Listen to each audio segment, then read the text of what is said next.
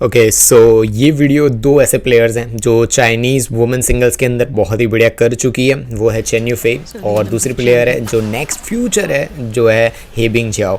सो इस चीज़ में 2 से 3 हम अलग अलग चीज़ें देखने वाले हैं। पहला, चाइनीज़ फुटवर्क। चाइनीज़ फुटवर्क क्या होता है? आपने बहुत आपके कोचेज है उनसे भी सुना होगा कि भाई चाइनीज़ फुटवर्क करो, चाइनीज़ फुटवर्क ये वो सुने होगी चीज़ें, पर है क्या?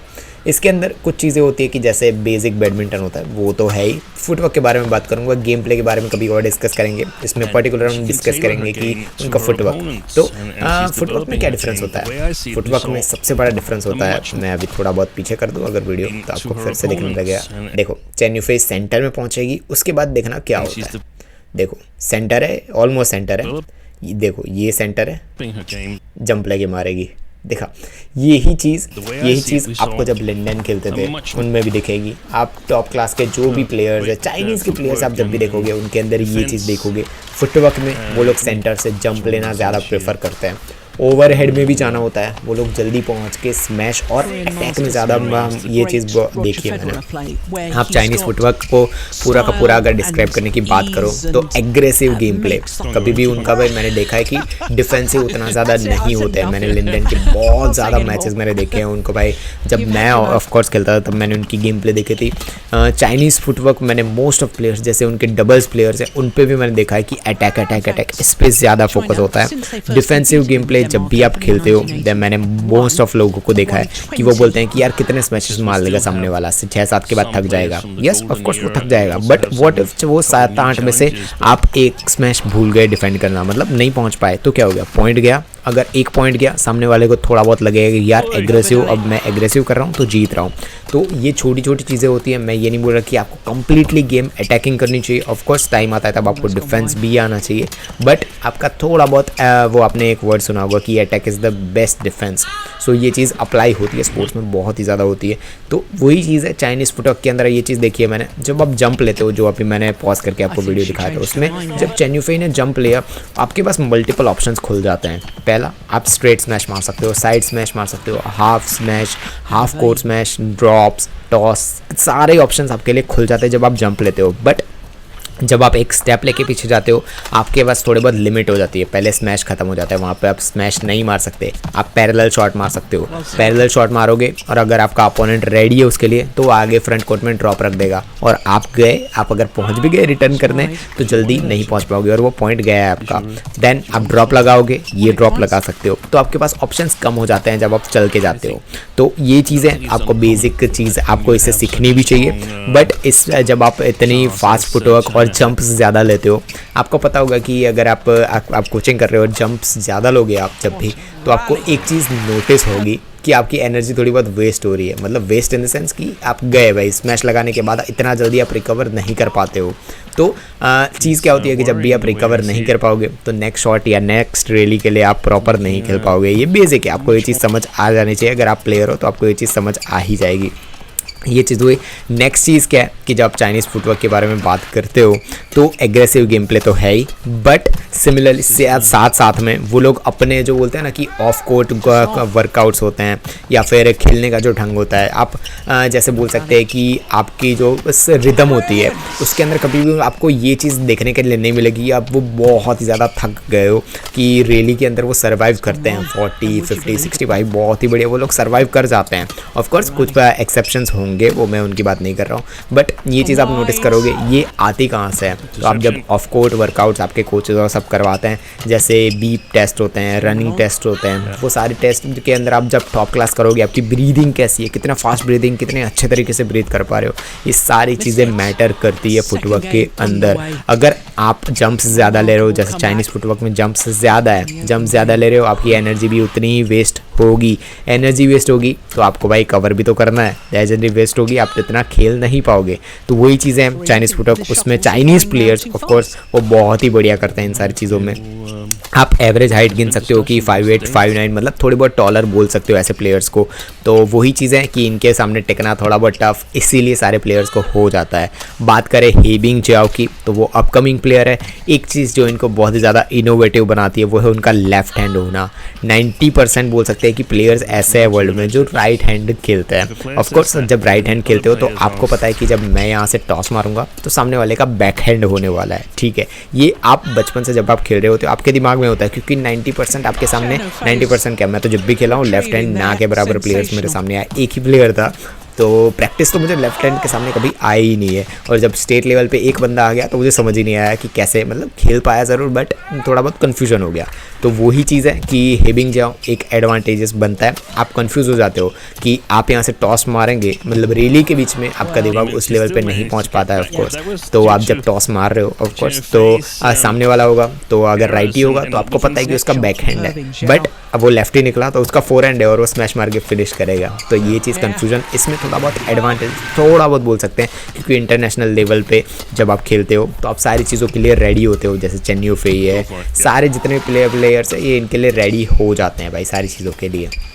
वो समझ जाते हैं कैसे खेलना है कैसे नहीं। बट एक बोल सकते हैं ना कि 1% 2% चांसेस होता है कि यहाँ से वो फ्लिक कर दे। जैसे केंटो मोमोटा है, केंटो मोमोटा देखोगे कि ली चोंगवे के सामने ऑफकोर्स हार ज़रूर जाते थे, बट वो कभी कभी चौंका देते थे ली चोंगवे को भी उनके गेम प्ले से। वो चौंकाते कैसे हैं, वो यही है कि कभी कभार वो सामने वाला सोच नहीं पाता है। हम राइट ही सोच लेते हैं बट वो ऑफकोर्स लेफ्ट ही है। तो ये सारी चीज़ें थोड़ी बहुत एडवांटेजेस फुटवर्क और इसके बारे में हुई। चाइनीज़ फुटवर्क के बारे में जो अभी मैंने पूरा डिस्कशन किया था, इसके अंदर जो हेबिंग जियाओ है उनका भी फुटवर्क वैसा ही है। बट एक चीज़ जो मुझे थोड़ी बहुत ऐसी गलत नहीं बोल सकते बट थोड़ी बहुत मुझे लगती है जिटरी टाइप लगती है, वो उनका अपर बॉडी है। अपर बॉडी जो उनकी लोअर बॉडी उसके साथ थोड़ा बहुत सिंक्रोनाइजेशन में नहीं रहता है। उसका एग्जांपल मैं अगर आपको दिखाऊं तो देखो यहाँ पे हेबिंग जियाओ यहाँ से लिफ्ट किया है, ठीक है, शटल को। देखो उनकी अपर बॉडी पे फोकस करो, देखो यहाँ पे अपर बॉडी पे देखो, अपर बॉडी और लोअर बॉडी देखो, कर्सर पे फोकस करो। ये लोअर बॉडी है, रेडी है, ठीक है, रेडी है। अपर बॉडी देखो, ऑफकोर्स ये तो बाहर जा रहा है इसलिए, बट नेक्स्ट रैली में आपको दिखा देता हूँ मैं कि कैसे है। देखो यहाँ पे एकदम परफेक्ट रेडी शॉट है। देखो हेबिंग जियाओ को देखो, सामने है वो, देखो यहाँ पे मारा, यहाँ पे आके उन्होंने परफेक्ट हिट किया। यहाँ पे एक चीज़ जो भाई यहाँ पे चेंज हो रही है हेबिंग जियाओ की, वो ये है कि चाइनीज़ फुटवर्क में जो चेन युफेई और मोस्ट ऑफ प्लेयर्स हैं, तो जो मैंने बोला था जंप लेके जाते हैं, यहाँ पे उन्होंने स्टेप लिया है, शटल को वो देख रही है एकदम परफेक्ट। यहाँ पे कोई भी चेंजेस नहीं है, आप ये भी कर सकते हो, मेजोरिटी के प्लेयर यही करते हैं। उन्होंने मारा आगे, अब यहाँ पे आके उनको पहुँचना कहाँ है, सेंटर पहुँचना है। सेंटर आए उससे पहले ही चेन युफेई वहाँ पे रेडी थी। पॉइंट देखो यहीं पे पॉइंट खींच रहे हो, समझ आ रहा है आपको। तो वही चीज़ है, फुटवर्क का थोड़ा बहुत अपर बॉडी है वहाँ पे लैग करती हुई दिखती है। वो वहाँ पे खींच गई थी ऑफकोर्स, बट चेन युफेई ने जो गलत शॉट खेला उसकी वजह से वो पॉइंट हारी है वहाँ पे। हेबिंग जियाओ को बोल सकते हैं कि एक एडवांटेज वो लेफ्टी वाला तो है ही, दूसरा कि वो पूरे कोर्ट बहुत ही अच्छे तरीके से भाग लेती है। मतलब फुटवर्क उनका पहुँचे ना पहुँचे बट उनको शटल तक पहुँच जाती है, वो रिटर्न कर लेती है। तो ये फुटवर्क के बारे में सारी चीज़ें, दोनों चाइनीज़ प्लेयर है ऑफकोर्स, एक फ्यूचर है और एक करंट में बहुत ही बढ़िया खेल रही है, और हेबिंग जियाओ फ्यूचर है, अच्छी खासी खेल रही है हेबिंग जियाओ, और वो आगे जाके भी बहुत ही बढ़िया जीतने ही वाली है। सेकंड चीज़ जो मुझे बहुत ही बोल सकते हैं कि चाइनीज़ प्लेयर का बहुत ही बढ़िया मुझे पसंद है, वो है कि मूव कितना फास्ट करते हैं कोर्ट में। एग्रेसिव फुटवर्क के बारे में तो हमने बात की, बट मूव कितना फास्ट करते हैं। मूव से मेरा मतलब ये है कि 6 कॉर्नर्स होते हैं, फ्रंट में 2 कॉर्नर, सेंटर में 2 कॉर्नर, पीछे 2 कॉर्नर।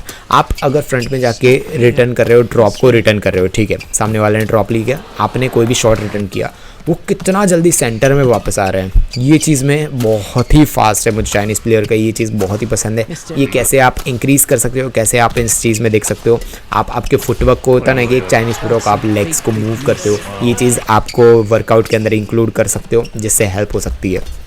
सेकेंड चीज़ जो मुझे ये पूरे वीडियो के अंदर एक बहुत ही बढ़िया लगी, वो ये है कि दोनों चाइनीज़ प्लेयर्स हैं बट दोनों के फुटवर्क अलग है। फुटवर्क इन द सेंस की जो बेस है वो तो है ही, बट दोनों प्लेयर्स का जो माइंडसेट है वो थोड़ा बहुत अलग है।